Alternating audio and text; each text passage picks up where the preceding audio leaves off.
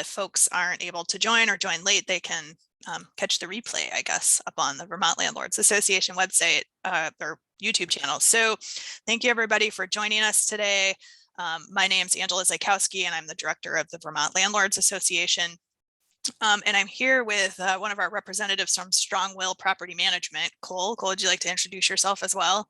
Sure, yes. So I work with Strong Will Property Management and Strong Will Real Estate. I'm the team manager of our real estate side of sales, but I work closely with Brian and Dan on the property management side.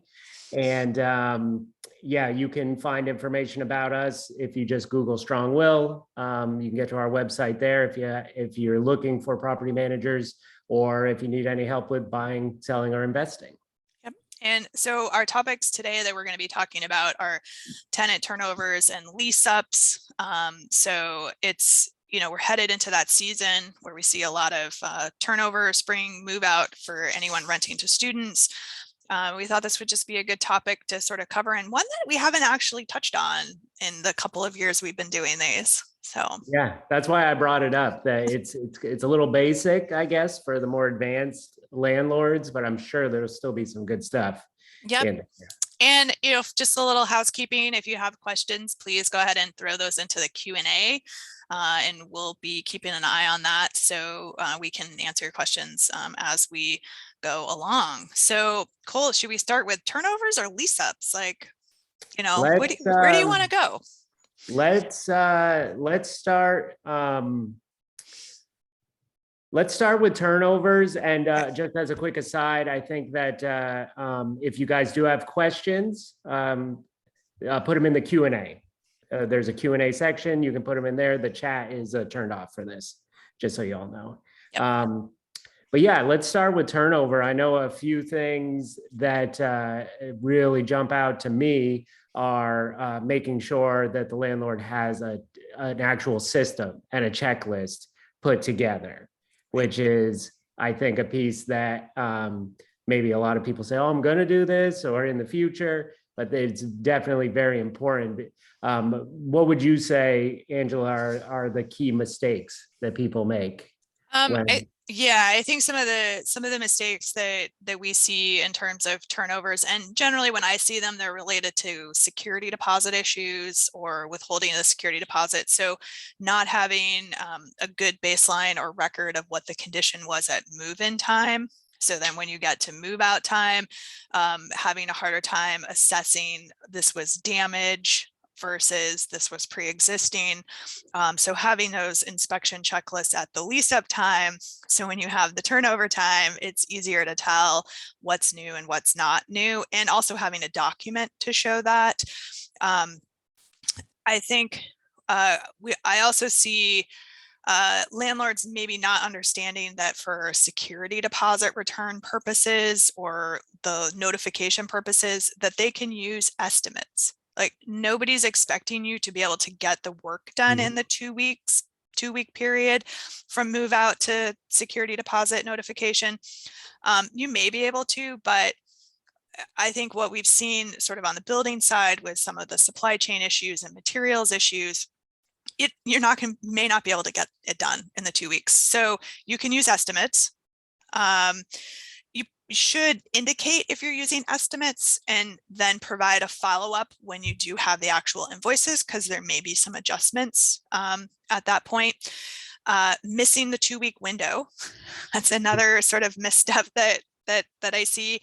So you have 2 weeks to notify the tenant of what is happening with their deposit from the date they move out or the date you discover they've moved out. So that could be different. But if you know they've moved out on a certain date, that's when the clock starts. It's a postmark date, but make sure, give yourself a couple extra days. Just don't bring it down to the wire, get it in the mail. Because what happens is if you miss that deadline, you forfeit the right to withhold the deposit. So it can be a pretty expensive sort of penalty if you miss it. So I see that one. And one that's a little maybe unusual is when landlords do walkthroughs with the tenant. I can almost guarantee you're going to miss something, and it may be something big. And if you've signed off at the end of that walkthrough with the tenant, it all looks good, you're going to have a really hard time coming back later to try to claim that issue. So, you know, some tenants want to do that walkthrough with you. I generally recommend against it because I think it puts you under a lot of pressure. And it can be hard to like note things, you're distracted, you can't focus, somebody's talking at you, you're going to miss stuff. And you're under no obligation to do it with them. No. And so that actually brought up a couple of really good questions that I would have. So around the deposit, you have those 2 weeks to notify them if you are going to keep the deposit, or, you know, for what reasons, or to return it to them. I was talking to Dan about this. Are you required to keep the funds, the deposit funds, in a separate account? No, there is no requirement that these funds be in a segregated account. I mean, you could literally put it under your mattress if you wanted. I would not recommend that. And and as a best business practice, I would say have a separate account for your deposits. They can all be in there together, but just keep it separate from your operating cash, because it's not meant to be operating cash. It's meant to be security for the end, sort of the exit. So, but you're not required to do that. But I think it's a good idea. And right now, only in Burlington are you required to add interest to that deposit. Everywhere else in the state, there is no requirement that you add interest to that deposit. Yeah. So yeah, and obviously you're not supposed to spend it, is the whole idea with that. I mean, technically you can, as long as you can account for it and produce the funds at the end. I mean, I think that's a horrible business practice, and I would never recommend it. Again, I think the deposit should go in a separate account. Yeah. They can be all of your deposits together, but it should be separate from the rest of your funds. But no, there's no statute anywhere that says, I mean, you just have to be able to account for it at the end. Yeah, it's not like deposits in real estate sales where there's all these strict rules about how you need to handle it. Okay, so my other question from what you were talking about at the beginning is, so you're saying it's great to have a checklist. These are the things that I check, and have some proof of what the condition was at the beginning. So a two-part question. One is, what recommendations or what's best practice around what you do for proof at the beginning? Is that taking a video on your phone or snapping photos? And the second part of the question is, what are the most common things that you see come up, either missed on those checklists or where there are disputes there? Right. So to answer the first question, yes, I think you should always take pictures or video. And, you know, with all of us with these devices now, it's super easy. Everything's digital. You know, gone are the days where you're walking around with your film camera that you have to then develop the pictures, and maybe they turn out and maybe they don't turn out. But, you know, doing, you know, pictures or video walkthrough of the condition along with a checklist sort of gives you that snapshot in time. And then I think you do the same thing at the exit, right? I've seen security deposit disputes just come to a grinding halt when I'm able to produce a series of pictures of what the unit looked like when the people vacated. And it was, you know, gross and horrifying. And, you know, it just sort of shuts it down because you have that photographic proof that, like, look, this is what it looked like, and this is why we're withholding your deposit. So sort of leading into that, I think one of the biggest areas of friction is our standard for withholding for damages is beyond normal wear and tear. Yeah. And normal wear and tear is not defined anywhere. It's incredibly subjective. And it is going to depend on a number of factors. How long the tenants lived there. What the condition was like when they moved in.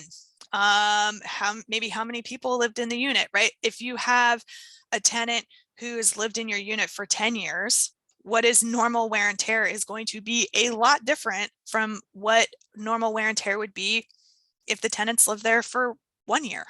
Yeah, a good example might be, you know, you have hardwood floors and they Right. need to be they were in good shape when they moved in, Yep. and 1 year later they need to be refinished. That's That's damage. probably damage. 10 Yep. years of them living there, maybe they were going to need to be refinished Right. anyways. It's a Or little or more. or carpet, right? Yeah. Brand new carpet. Somebody's lived there for 10 years. Maybe it's normal wear and tear if it has to be replaced at that point. If they've been there 1 year and it has to be replaced, probably damage. Yeah. Unless you bought bad carpet. So, you know. We did get a good question in the Q&A from David Bean that jumped on a little later, where he just started when we were talking about it's probably not best to do a walkthrough to sign off at the end.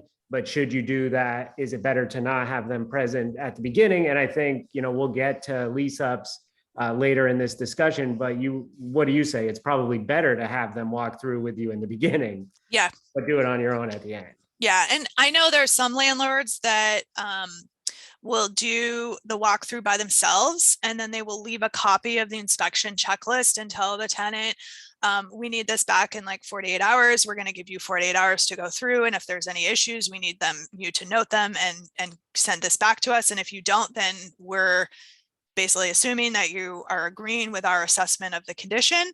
You know, so folks that have a lot of turnovers at the same time, that's sort of a model that some of them have adopted because they're turning over 100, 200 units at a time. They don't have time to meet individually with each tenant to do that.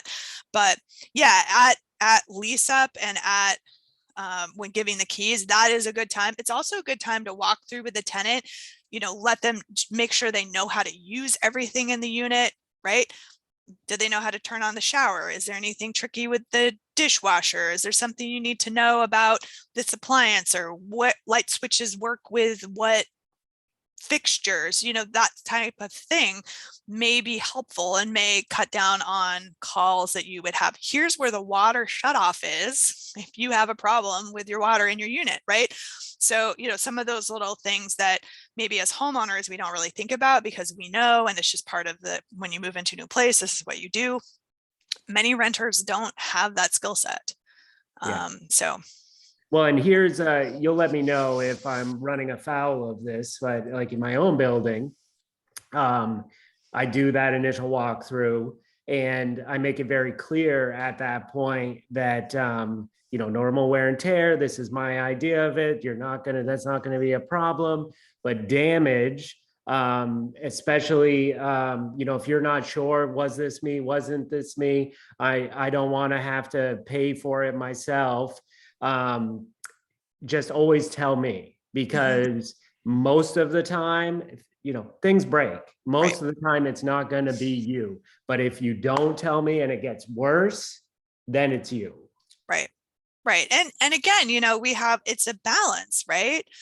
So, you know, big area that we see is people putting stuff up on the walls, right? They want to decorate. They have the right to decorate their unit. You know, some landlords have gone as far as describing the types of hangers and things that they can use for the walls, like, but, you know, are a couple of nail holes or pinholes normal wear and tear? Probably. Are a couple hundred? Probably not. You know, that's probably damage, right? So again, it is this really flexible standard, which can create a lot of problems, but it also gives flexibility because you're not locked in to this one thing, and it could change depending on what's happening, and again, how long the person's lived there, what the item is that needs to be fixed. Right? Yeah, and then this may double back around to our discussion last month on fair housing, but are there any rules around what you can keep for a security deposit or how you implement that?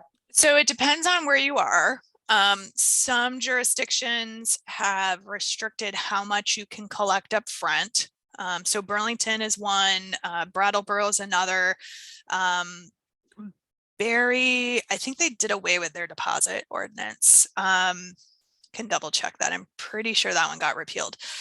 Those municipalities restrict your deposit to equal 1 month's rent. So you can't take a first, last, and a deposit. You can only take like first and a deposit. In both Brattleboro and Burlington, for pets, you can take an additional half month's rent for a pet deposit. Now, if that's an emotional support animal, then you cannot collect that extra deposit for that animal. But sort of outside of those jurisdictions, there is not a limit on what you can ask for upfront. Really, it's what the market can pay, which, previously maybe had been challenging for folks. Right now, if a tenant's in the VRAP program, there's a component to that called money to move, and money to move will pay move-in costs for the tenant, including first, last security. So, there's just, be aware of that program. And another shameless plug, you did a whole session on VRAP. Some of that may be a little dated, but you gave a great breakdown of the structure of that program in the previous recording. Exactly. And so, there's different forms of money in the state right now for renters to access. And, many times that's your one shot as a landlord to get some security and get some funding security for damage or unpaid rent or things of that nature. So, if the market can bear more, it may be worth asking for more upfront. I think, we're seeing some different types of arrangements in that regard. People prepaying rent a huge amount. If people are moving here to try to find a place to buy and they need a rental, they may have cash on hand to prepay rent or to, do some other creative rental arrangements. If you're doing any of those, make sure it's in the lease.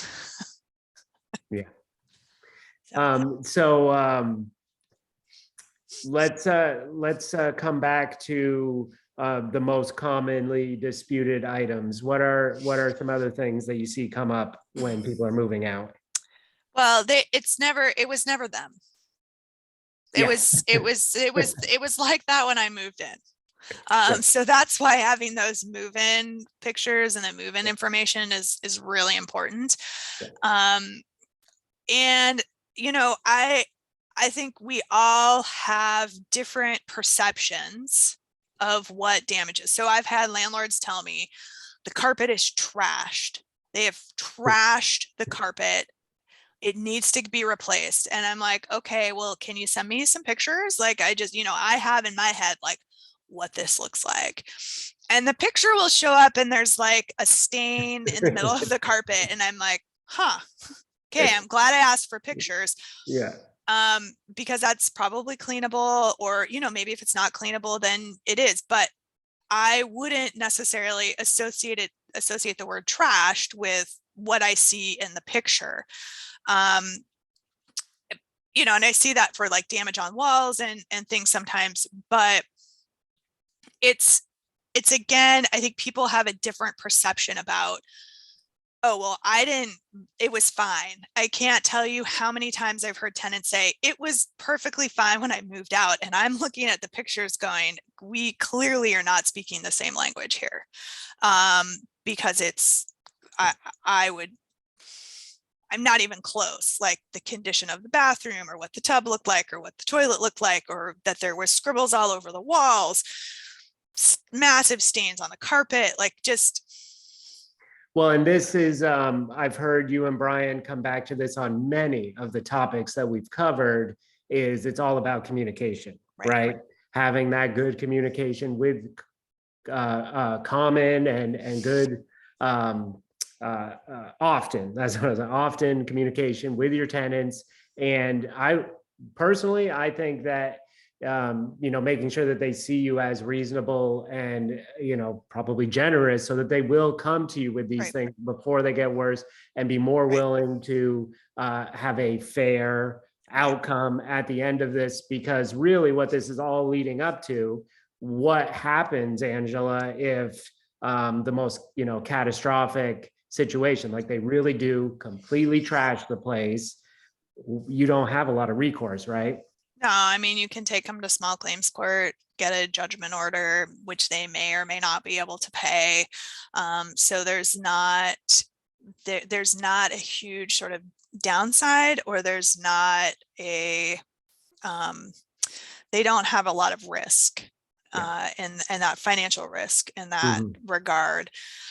So it's really sort of on, the landlord, and the landlord ends up bearing that cost. And then, we have people scratching their heads as to why rents are so high. Well, this is a contributing factor. When units get damaged and the landlord has to absorb that cost to put that unit back online, that cost has to come from somewhere. Yeah. And I think that another piece that would be good, and I'm sure that this is something that everyone just assumes and knows, that when it comes to getting back rent or money for damages, you need to be in good standing with the unit, right? I mean, you need to make sure you're doing your part. Mhm. You're up to date with your EMPs, your fire safety, code enforcement, all of that, Yeah. because you're not going to be able to be even entering into any of these arguments if you are not doing your part. Yeah, it certainly complicates it, right? Because then, you start getting drug into the, well, you didn't maintain it anyway, and it was just, we were treating it the same way that you were treating it. And Mhm. so it, it becomes harder to justify that it was damage versus just general neglect, or that's the way it looked. Some units are rough around the edges, right? Most of our minimum housing codes and our rental housing health codes, those are minimum standards, and they don't deal with the cosmetic piece. Like, you can have a completely code compliant unit that maybe doesn't look that great, just, from a aesthetic standpoint, but it's still in compliance with code. And that can create challenges if you're trying to assess damages as well. Because again, it's that baseline, what did it look like before? So we have another question here from David. Um, he's saying it's great when tenants tell us about damages. Should we get paid for the damage repairs when fixed uh, during the lease, or document it and save it for the deposit at the end?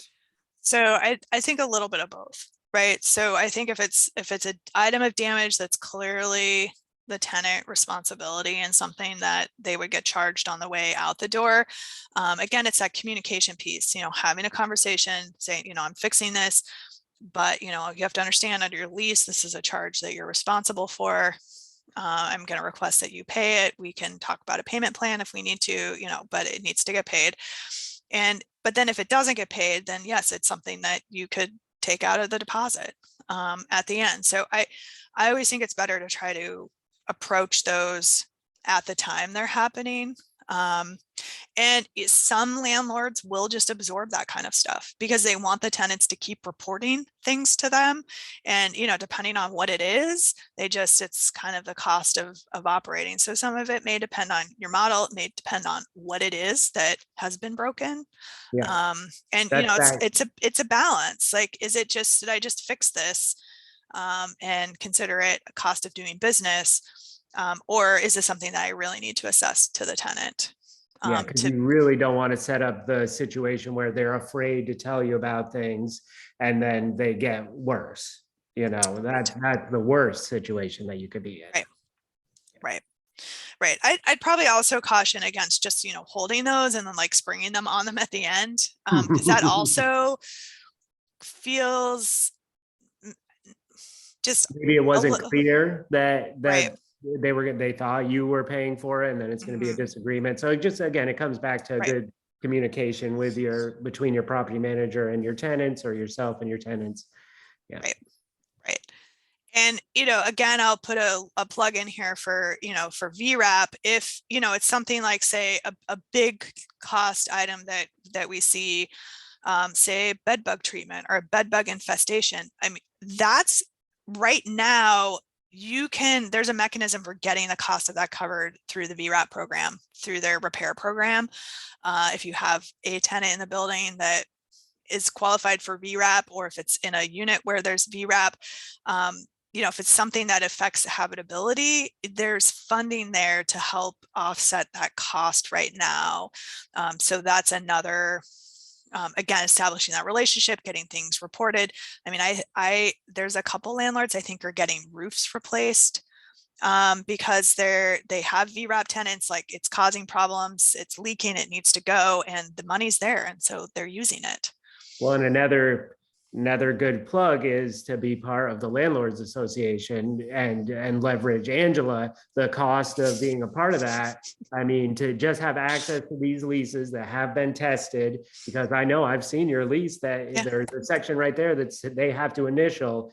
I know if I bring bed bugs in, I'm going to pay for it. Right. And it all, so much of this just falls back to your lease, right? And if you're a member and you haven't updated your lease in a number of years, please, please, please, please come pull the most current version of that. We update those, and we update those for a reason, because things change. And if you're using a lease from 10 years ago, there's probably stuff in there that doesn't work anymore. Yeah. So yeah, also make sure you're getting the most current version. Perfect. So do you think it would be good to switch over to, actually real quick, before we switch over to bringing new people in and Lease-Ups, what about notice? And what about, what are your feelings around leases automatically going month to month? Do you have any insights around stuff like that? Yep. So we'll start with the second question first. As a lawyer, I absolutely want to see a clause in your lease that says, when this term expires, your lease is going to go to a month-to-month tenancy.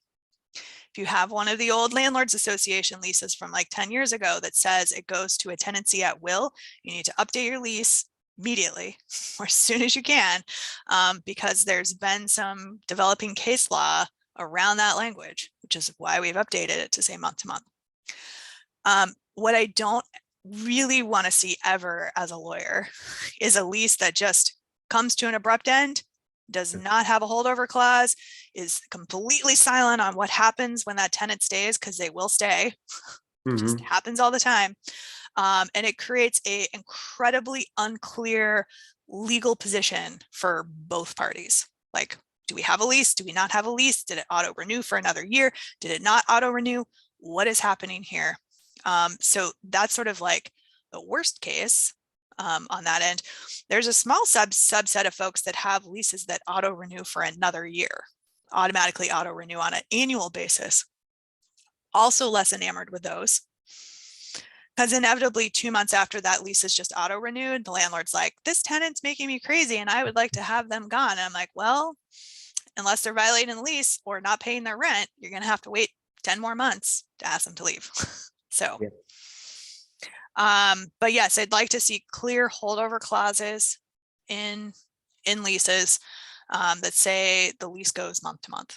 So there's no question as to what is happening. And now that I've talked for so long about leases and holdover clauses, I think I forgot what your first question was. I should have written it down. No, it was just around notice. I think it's probably a good practice to be touching base more regularly right before this happens, especially if you have the next tenant lined up, to make sure that this is going to actually happen on the day you're promising to the other people. Exactly. So there's two different types of notices that can be happening here.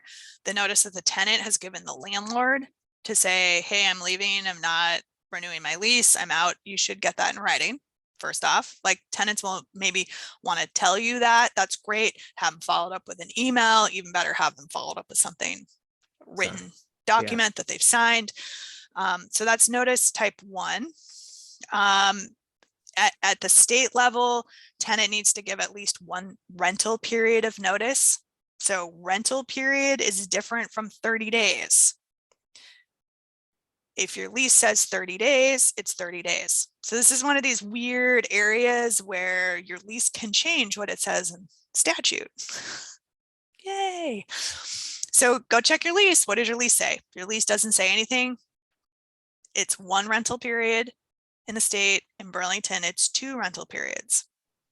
And you ask, what is a rental period? It's the period in which the rent is paid. So if I were giving notice to my landlord today, one rental period is the month of June, because we are already 12 days into May rental period, Yeah, that's not how most people would think of it, right? right? Yeah, Right. They would think it's 30 days. So fine, I can move out June 12th and I'm fine. yeah. If your lease says you can give a 30-day notice, that's what that means. So they're two different standards. They're two different ways of calculating notice. And it's the one area where your lease can change what the statute says. So when, so that's the tenant giving you notice that they're not going to renew. Yep. And then you would also need to give them notice that you're not If going to you are renew. not going to renew. Right. And so And if you have a month-to-month clause in there, right? right. And so that's the landlord's version of that is the no cause notice. So that's the lease is ending. We're not going to renew it. We're asking you to leave. And the amount of time the landlord needs to give the tenant depends on how long the tenants live there. Yep. So it's a minimum of 30 days if the tenants live there less than 2 years. And it's a minimum of 60 days if the tenants live there more than 2 years. And those timeframes are the same in the entire state, including Burlington, if you have a written lease. So technically, if I wasn't paying attention and I let the time go by and I did not let them know 60 days, they've been there for 2 years, over 2 years, and I did not let them know 60 days prior to the lease ending, they could stay longer. They're still going to get that 60 days into the month-to-month periods until I give them that notice. Yep. 60 days from then. Yep. No, even if it's the day before the lease ends. Exactly. Yeah. And so the landlord's notice, it's 60, it's not a rental period, it's not calendar, it's not tied to when the rent's paid, it's 60 days. So if you were to send a no cause notice today to a tenant that lived there less than 2 years, 30-day notice. So it would be the middle of June is the termination date. So it's why the statute was written differently. I don't know, but that's what it was. And your lease cannot modify the landlord side of the notice. So the statute is a statute, and that's what controls. And what would do for proper notice from the landlord to the tenant? It has to be in writing. It cannot be an email. It has to be on a standalone piece of paper like this that is either hand delivered or mailed to the tenant. And to make sure that it's an actual effective notice, if you have to go to court to enforce that notice, because that's the tool or the process, if the tenant doesn't leave, you have to be able to show that the tenant received the notice. So you're talking certified mail or certified, they sign it. Yep, hand delivery, where you're handing it to them in their hand, not just tucking it in the door. Certified mail and first class mail, would send it both ways together. Sheriff's delivery, like there's priority mail, there's different ways that you can accomplish that. Yeah. So we did get, we got a couple questions now, and the first one was, I think it was when we were talking about how you had been updating the leases. You constantly do update the leases, and you were strongly encouraging people to get those updates. So everything that you've covered so far as the updates, those are in your current leases, right? Everything you talked about. Yes. Yeah. So can a landlord restrict move outs during certain months in the lease, i.e. the winter? This is, I think, an old wives' tale that we always hear about. I don't know if that's politically incorrect. My apologies if it is. But this is something that we constantly hear, that you can't evict people or have them move out in the winter. That's just untrue, right? Right. So there's no prohibition on evictions in the winter. And then number two is, if a tenant's going to leave, a tenant's going to leave, and there's really nothing you can do to make them stay. Now, that doesn't mean that they can't be held financially responsible for that contract or for the remainder of that contract if you're not able to secure a new tenant. But you can't make them stay or say you can't move during certain months. If they're going to move, they're going to move. There may be a financial penalty for them, financial consequences, but you can't make people stay.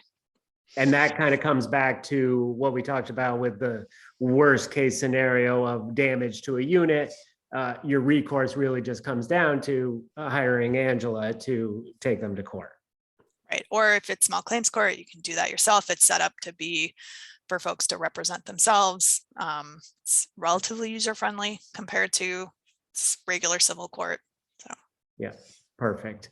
Do you know where that comes from? That idea that people can't be forced to move in the winter? I have no idea. I hear it all I've the been time. doing this almost 20 years and it's never been a law as long as I've been a lawyer and been practicing. It may come partially from there's restrictions on utility shutoffs in the winter. And it's possible that at one point that was something that happened. It's not the way things have been for at least the last 2 decades, maybe more. So yeah. So here's another question, and keep them coming. That's, what this is for. It's great that you guys are giving us so many questions. What are the rules around or risks / recommendations in having lease end X days before the end of the last month on the lease for cleanup and repairs? Do you understand what David's talking about there? Yep, I do. It just depends on what works for you, and as long as it's properly noted in the lease. There are many landlords that use the 26th of the month. There are actually, let me rephrase that. There are a lot of leases that are ending May 26th. Yeah. In Burlington and in the Burlington areas. And that's to allow for that cleanup. I would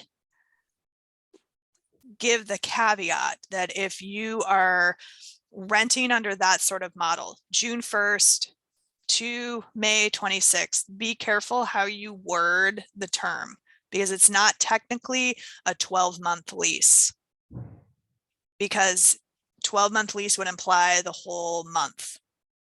So you want to be very clear. The lease term is June 1st, 2022 to May 26th, 2023, and rent will be paid in 12 installments of this amount per month. So, you have to be a little careful with how you do your wording, just so somebody doesn't have the argument that's like, well, I paid for the whole month of May and this says it's a 12-month lease and you're asking me to leave 4 days early. I should get a 4-day credit.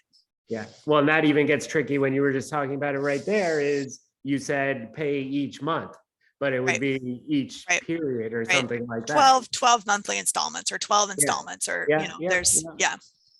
But I could see where that would get tricky in your wording. And maybe you could just have I don't know, maybe there's just a separate part of the lease if you choose to that says they agree to vacate, 3 days prior to the lease ending. I don't know. No, I would make the lease end date that Okay. that earlier date, because you can't have the lease still be in place while they're not living there. Yeah, I get that. So this next one, I think I know the answer to. You'll tell me if I'm correct. How do you feel about offering a lease term just as month to month right from the beginning? Does this help to speed up any evictions if it becomes necessary? And I think your answer is, tell me if I'm wrong, is that doesn't make a difference on eviction. It really just depends. Are they there 2 years or the only thing with notice? And then as far as evictions, an eviction is an eviction if they've been there 1 day or 10 years, right? Month to month leases are perfectly acceptable from the get-go.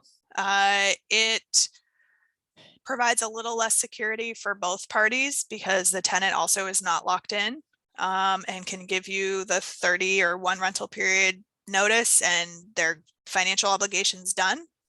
So it sort of cuts both ways, but having just a straight up month to month lease from the get-go would allow you to use that no cause notice at any time. Whereas if you have a year's lease, it can only be done at the end of the year as that term's set to expire. So I think we got one more question here and then maybe we'll jump to some more details about lease-ups. When a non-paying tenant skips out during the 30-day notice to pay period and eviction is not yet filed, what can be done to recover rents or damages? Is small claims the only recourse? And number two, how does one track a tenant to serve papers when they don't have the new address yet?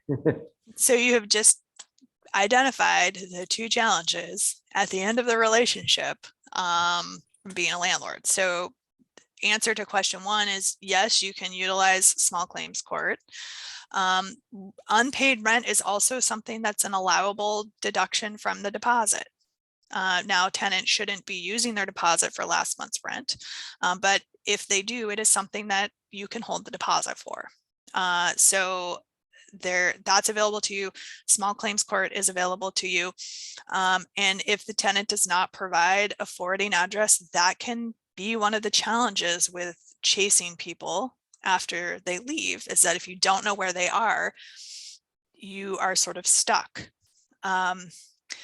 What you might be able to take advantage of is sending it to like a collection agency, because you can provide the information that you have, which would include the address that they just vacated. And those outfits have some tools that are not available to the rest of us to try to find new addresses. So the one collection agency that we generally refer people to is called Rent Recovery Service. So it's rentrecoveryservice.com. They handle or specialize in landlord tenant debts. So they are aware of how that relationship works and what kinds of things they might see as a damage claim. And some landlords have gotten successful using that kind of program, getting some compensation, getting some money. And so that's obviously another recourse that we didn't talk about. And it comes back to just being clear right from the beginning and letting them know these are the things that I will do if I need to. I don't want to, but if you just decide not to pay, I will report to a collection agencies. It will affect your credit in the future, right. And it'll come up when people, right. Your next landlord, if they do a right. Credit check. Right. And Rent Recovery Service doesn't require that you have a judgment order before they'll start collection. So some collection agencies are like, you need to go get a judgment order and then bring it back. This one will take debts that have not been what's called reduced to judgment. So they'll take it without a judgment order. But obviously you need to be sure that you are correct, because doing that when you're not supposed to would be not a good place to be. You need to be able to support the claim. So you have to have some paperwork or documentation to show I'm entitled to this money. Yeah, and maybe this is a good transition to Lease-Up. That is where there's a lot of leverage, I would say, when you have a renter that has a somebody joining them on the lease, a parent, or somebody else is putting their credit. Right, co-signer. Yep. Somebody else is also exposing themselves to that in the future if they don't pay. Which is why if you're having somebody co-sign the lease, you should be collecting the same amount of information and screening them almost in the same way you would the tenant. Because you want to make sure that whoever is co-signing on the lease is in a position to be able to basically cover those costs. Or would even care if their credit got hurt. Yeah. So we talked a lot on those topics. What do you think is the most important thing for us, or group of things to cover when you're signing new leases and leasing up after you've done your turnover? I mean, I think, first off, taking your time to find a good fit for somebody who's a tenant. I think that's less of an issue right now. I think landlords are feeling sort of the other extreme, which is they're inundated with inquiries and are having a hard time like just filtering through. So again, having some sort of process that you follow all the way through. I have open houses and people can come look and they can get an application and then they submit the application. And then the first thing that I do with every application is look to see if it's complete. And if it's not complete, it gets put in the deny pile immediately. Then I do X and then I screen for that. And then I do Y. And so you're sort of going through with a process that you follow every time until you find that person that's going to be a good fit for the building, that can pay the rent, has good rental history, has the financial resources, something along those lines. Then again, real quick before you move on, why that's so important. Again, plugging the last one, go back and watch the last session if you haven't, because not following that process the same for everybody else has some pretty big impacts. Right. And can run you afoul of fair housing requirements. Yeah. So again, that process.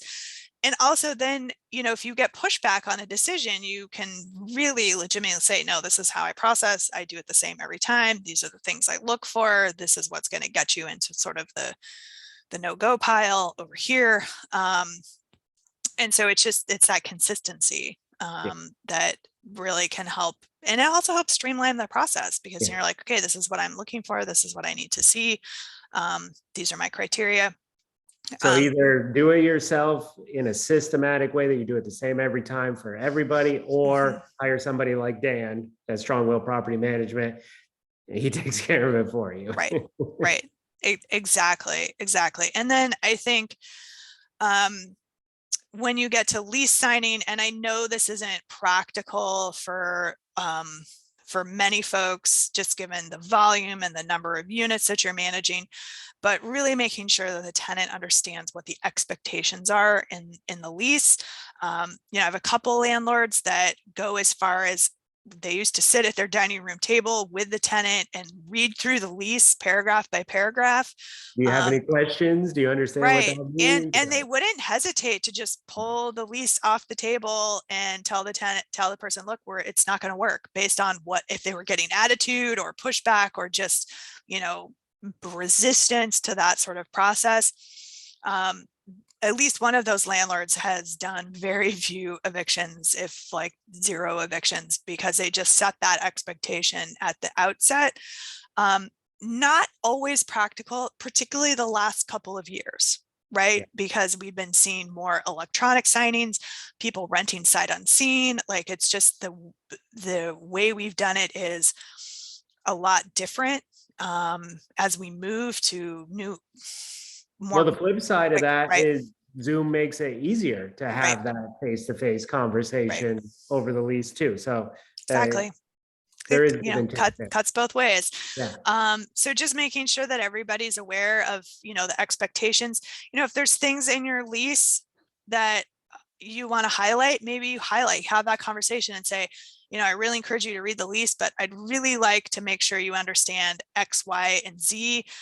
These are really important. And if, we're following those, then we're not going to have any problems. Maybe it's related to quiet hours, or maybe it's related to, don't run the washing machine after, 11 p.m. or, something like that, that really just could cause some chaos in the building. Just make sure garbage is on Tuesdays, yeah.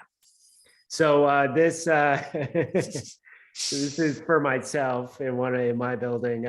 Is it proper to ask a tenant to replace a washer or a dryer that they own that's making a lot of noise and disrupting other tenants? I know it's kind of totally track. No, I mean, it could be because or that it needs to get run at different times if they're not going to be able to replace it. And the other times may become more challenging, right? Because once upon a time we were like, run it during the day, don't run it at night. Now, with so many people working from home, even still, that might be harder. Like, there may be smaller windows to do that, but it would be no different because it's noise than if they had a loud stereo or some other type, because it's the disturbance, it's the noise and the disturbance. And the solution, unfortunately, in that situation is probably a replacement of the appliance versus just turn down the stereo. Yeah. So I did see, I love these questions, people asking where they can find the previous fair housing session that we did. And if you want to put the website well, they won't see the chat. Right. It's on YouTube. If the Vermont Landlords Association YouTube channel, which you can actually get to from our website. There's a little YouTube icon that will take you right over there, and we post them all out on the YouTube channel. Yep. And do you want to give your website? Just to it's vtlandlord.com. Yep. So you go there, and then they'll be able to see all of them through the YouTube link. Yep. That's perfect. Okay. So what are other missteps or things to watch out for on the lease-up process? Right. And I think we covered it a little bit at the outset, but I think it's good to repeat it again, is making sure you have that checklist, that walkthrough, pre-move and walkthrough, and pictures or videos documenting the condition of the property and the unit when they move in. I normally in a seminar like this, I would say, also make sure you have the security deposit in hand before you give people the keys, and that you have any money that needs to be paid up front, paid first. And if it's a check, make sure the check is good. I have heard less and less of those the last couple of years, but still good reminder, make sure they've paid you for what you're giving them. And so you're not recommending that you take a check and then give them the keys, right? You want to see that actually cash. If it's like, first, last, and security deposit, you're not just taking a check and saying, okay, here you go, here's the keys. Or I mean, if your rent's $2,000 a month and you're asking for first, last, and the security, that's $6,000. It's not out of line to ask them to pay you with a cashier's check from their bank. Yeah. So the funds are good. Yep. Certified. Or to do an ACH bank transfer can also be done. There's lots of ways to electronically pay people these days, where funds can go quickly. Be careful of Venmo. Like, we had this whole thing with Venmo. Apparently they are really starting to crack down. Rent payments are not one of those things that they want to see happen on the person-to-person transfers that don't have any charges. And so they're telling folks that if you're paying rent, the landlord has to set up a Venmo business account, which then will cut fees out of it. And there's some question as to what would happen if they caught a transaction that was person to person that was rent. Like, are they going to tie up funds? Like, but maybe they kick you off Venmo. But just be aware that some of these payment methods that people have been using to make it easy, the companies are starting to crack down because they see an opportunity, I think, themselves to make money. It's business. We should be charging the fees. So just be aware of that. Well, and like with everything, there's going to be problems, there's going to be lawsuits, and then there will be laws around how that stuff works. Right. So my other question is, I just lost my train of thought. So I had two, but one of them was, obviously we can't give a complete list of what your check-in list should look like, but we have sample ones in the member section of the Landlords Association. Another benefit, right? Yep. There's another benefit. Yep. Perfect. Payment walkthrough. Okay. Yep. Those are the big ones. Yeah. Once you've screened everybody and, made your final decision about who you're going to rent to. So. Good. I remember what my other question was, so what is the actual trigger for when, I guess, the tenant's rights are now enforceable? Is that when they sign the lease? When all parties sign the lease? I mean, obviously you have a contract at that point, or is it when they're moving in and now they're occupying the property? A combination of both of those. So when the money's changing hands, like, what is the real thing you want to be looking at? It's a combination, and it kind of depends on what the issue is. So at the time the lease is signed, the parties have entered into a contract. And so one party's agreed to pay for certain things and the other party's agreed to deliver a rental unit to that person. And if one party tries to back out, there may, depending on the circumstances, there may be a claim for a breach to that contract. So, leading up to move in, it's a contract situation and it's contract law that would govern. Second, that tenant gets the keys, and I would say it goes to the keys and starts moving in. That's when we flip to the tenancy and tenancy rights and processes that have to be followed to have that person removed from the property.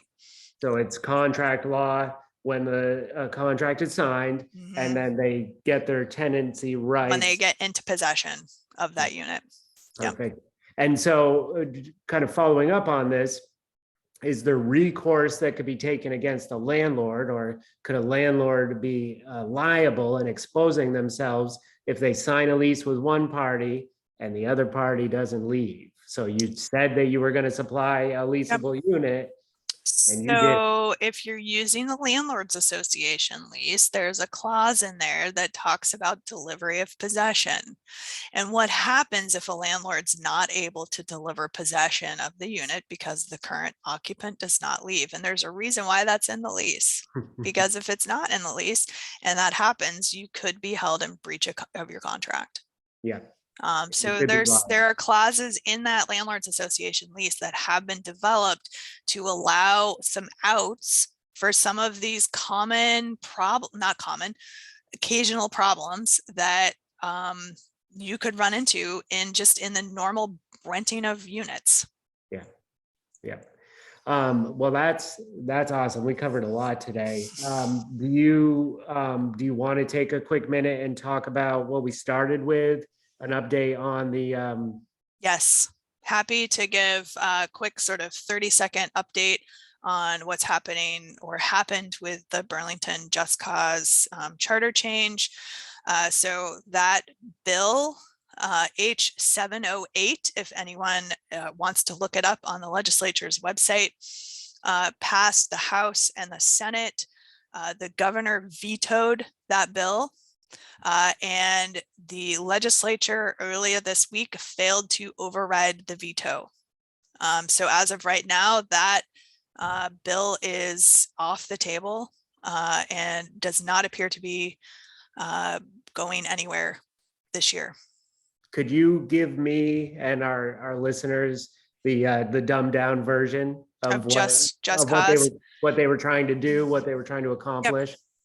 So the Just Cause charter change would have prescribed a specific list of reasons why landlords could ask somebody to leave a rental unit, and the end of a lease term would not be one of them. So it was effectively going to remove the landlord's ability to use a no-cause notice within the city of Burlington, and require that a landlord have just cause or have a cause explicitly stated in their notice when they asked a tenant to leave. Yeah, and those wouldn't be things like, I want to rent it to somebody else, I want it for myself. Well, and this was part of the problem, is that the charter change that was voted on and sent to the legislature was very broad. It was not the actual ordinance itself. And so there would have been a lot of room for the city council in Burlington to be creative in some of those areas. Very good. Yes. It doesn't, just when I was about to say we don't have any more questions, one more popped up. Of course. So just cause laws almost passed in Vermont. Should we be worried about being a landlord? Well, no, I don't think, not worried about being a landlord, but I think that you should be concerned, because I don't think this issue is going to go away. I think Burlington's going to try again. I think we can see this charter change reintroduced next year in the legislature with another attempt to try to push it through. And I think we'll also see some attempts at the state level to try to do the same thing. So, when you're voting, these are important issues to be talking to people who are running, where they stand on landlord tenant issues. what do they think about the just cause? Most of them will give you some, well, we don't know, we need to research it. But, these are questions and these are things you need to understand or know before voting. Well, and another important reason to be part of groups like the Landlord Association, because the more powerful, the bigger groups like yours are, the more sway. Mhm. Yeah, At least a louder voice on these topics. and it's also, we had a whole seminar back in December on the legislative process and like how to talk to legislators and what's effective and not effective. Also very important, because it's not only reaching out to your elected officials, but it's also how you reach out and how you approach them and how you talk to them, whether you're going to get a positive response or not. Yeah. Perfect. Well, that takes us to the end of our time. Do you want to wrap it up? I think we just thank everybody for coming today. We hope you've had some useful tips, learned a few things, found some seminars that you now need to go watch, while you're out enjoying the sunshine. Could be better sitting outside and we're learning about fair housing. Yeah. But thank you. We are trying to get our schedule set for the next few months. We generally take some time off in the summer. We're just trying to decide whether June is going to be included this year or not. But we definitely will be taking a break in July and August and then pick back up again in the fall. So stay tuned for a June seminar, perhaps, or we may just see you in September. Yeah. And please send topics that you would like covered to myself, Brian, Angela. We are definitely open for topics that you guys would like to see. Yes, absolutely. So thanks everybody for stopping by, and we look forward to the next one. Thank you. All right, thanks.